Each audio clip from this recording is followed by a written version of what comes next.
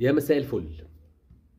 من شوية النادي الأهلي نزل بيان وأعلن إن الكابتن محمود الخطيب أصدر قراراته بخصم 30% من رواتب اللعيبة وتعليق 25% من رواتبهم لحين يعني تحسن النتائج وخلافه، وشوية قرارات تانية بقى ليها علاقة باسم منصور وسيد عبد الحفيظ، وهنراجع مش عارف إيه وهنعيد تقييم إيه والكلام ده.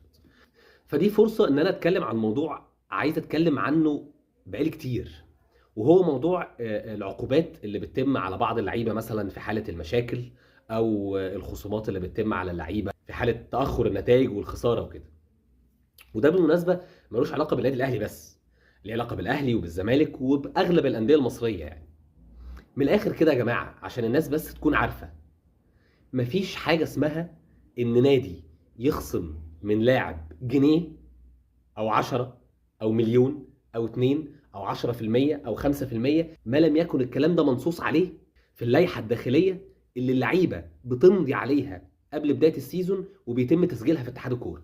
يعني قبل بدايه كل موسم في ورقه كده بتتوزع على كل اللعيبه، كل لاعب بيمضي عليها، مكتوب فيها ايه؟ مكتوب فيها والله لو انت مثلا تغيبت عن تمرين هيتخصم منك كذا، انك لو عملت مثلا مشكله ما مع مدربك او مع زميلك او مع مش عارف ايه هيحصل كذا.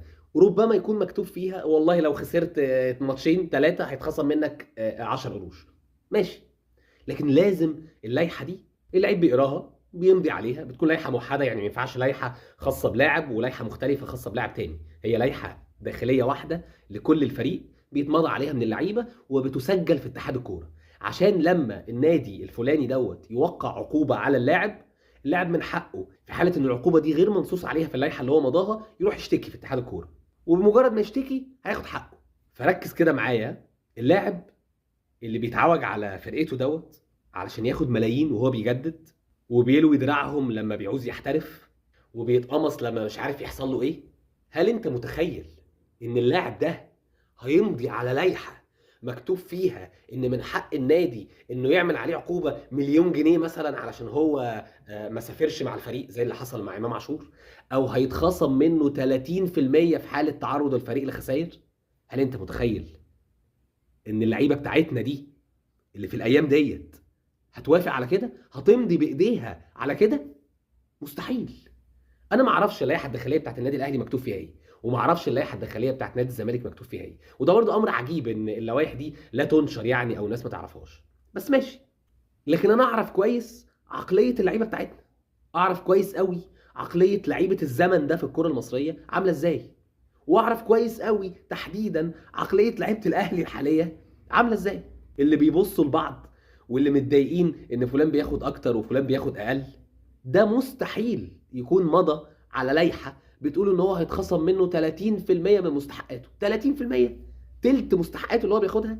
فمن الاخر كده يا جماعه، ده تصوري الشخصي يعني اللي مبني على اللي انا قلته ده، ان ال 90% 99% من العقوبات الكبيره اللي انت بتشوفها بتصدر على لعيبه او لاعب بعينه في كل انديه مصر هو هجس واي كلام، مجرد استهلاك علشان الغضب الجماهيري والموجه تعدي. اللعيب ده لا بيتخصم منه الفلوس اللي بتتقال، ولا بيتعلق مستحقاته ولا نيله، لانك ما تقدرش تعمل كده الا لو اللاعب ماضي على لائحه داخليه بتقول الكلام ده، وده من اللي احنا فاهمينه مستحيل ان اللعيبه توافق عليه.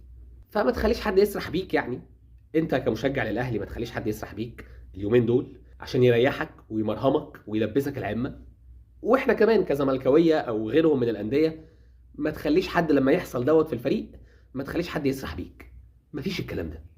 وعايزك تفكر معايا، ان هل مره سمعت ان نادي في اوروبا مهما تعرض لخسائر ومهما حصل مشاكل ما بينه وما بين لعيبته نزل بيان كده رسمي بانه خصم من لاعب عنده 30% من مستحقاته؟ ابدا، مش هتلاقيه. مفيش كده اصلا. فمعلش، هما بياخدوك على قد عقلك وماله. عايز تشربها اشربها.